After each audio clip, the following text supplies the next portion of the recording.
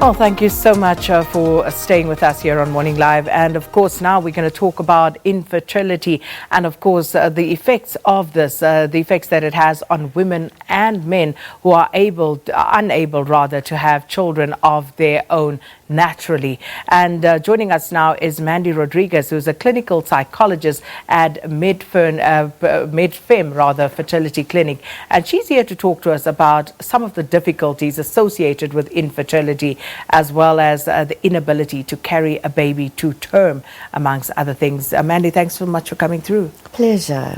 So first and foremost, perhaps it's worthwhile just taking a minute to look at the definition of infertility. What does it mean?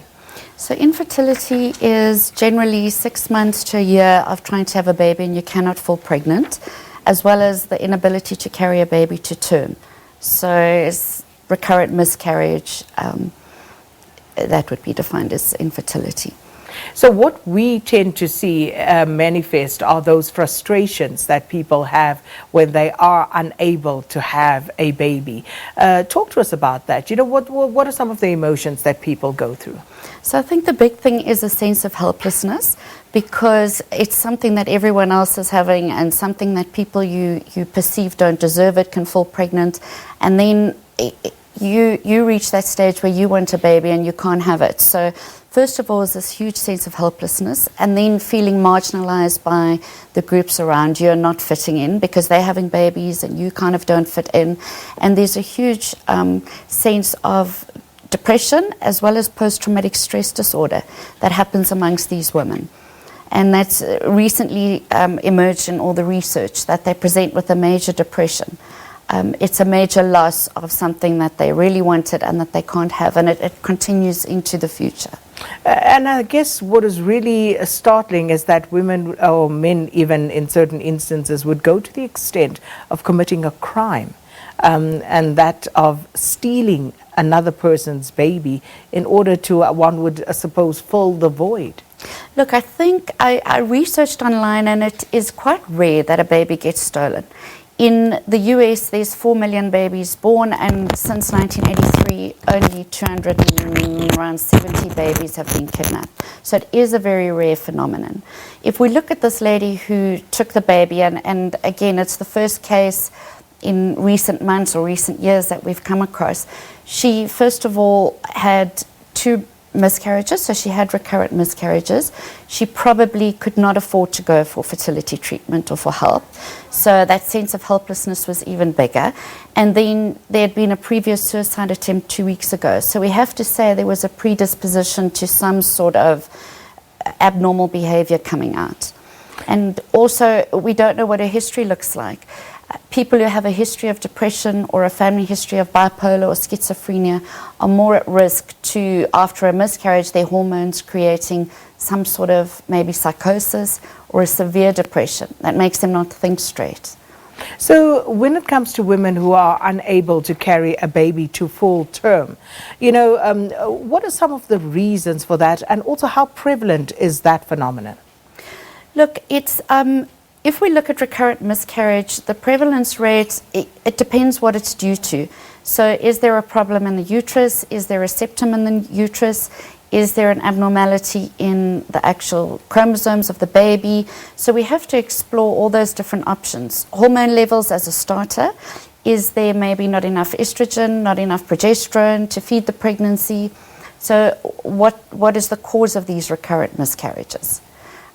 Sometimes the women, and I don't know how early this lady miscarried, but early miscarriages, you're usually prone to maybe 1 out of 4 women will have an early miscarriage, even if they're absolutely healthy, maybe a blighted ovum. Once you're beyond the 2nd or 1st trimester at least, it's quite rare to then have a miscarriage beyond that. And then, of course, there's always almost an unhealthy emphasis on women when we talk about infertility. We seldom talk about the men and, you know, what sort of contributions they may bring to this condition. Yes, and the men are less likely to talk about it as well. And it is usually a couple problem, I often say. So that same man might be with somebody else and have a baby, or that woman might be with someone else and have a baby. It's those two together. And like I say, men are more reluctant to speak about it and more likely to maybe go and culturally, maybe a man will go and have a baby with somebody else. So there is this desperation in women to keep a man sometimes. And a lot of the research in the US says it's women in terms of relationships, and they don't want to lose their partner or their husband, that they might pretend that they're pregnant and then take a baby on. So in the US, that seems to be a big cause of baby snatching. So if there is a proven medical reason for couples not to be able to fall pregnant or carry a baby to term or whatever else the reason for the infertility may be, what sort of treatments are available? Look, the problem is a lot of these treatments are pretty unaffordable. If you look at the larger population, they're not going to be able to go to the private facilities. And there are very few government facilities that do offer things like IVF, assisted fertility. So they do have the option of possibly going to a gynecologist and maybe looking at timed ovulation and looking at artificial insemination. And there are a couple of government institutions with long waiting lists that do offer fertility treatment. So is that the only option available? There are also options of adoption. Again, infertility patients don't like us saying, well, why don't you just explore adoption? Because that's just writing off their emotions and their feelings of wanting to have their own baby. But in South Africa, it's very hard now to adopt a newborn. The babies are first placed in a foster care or a foster home for about 3 months, and all the assessments done, and then you are possibly placed with a newborn baby. But it does take quite a while, and even then, the waiting list for a newborn baby is very long. So, Mandy, in your work as a clinical psychologist, how desperate do people actually become to have a baby of their own? People become desperate. It becomes the whole focus of the entire day. It becomes the focus,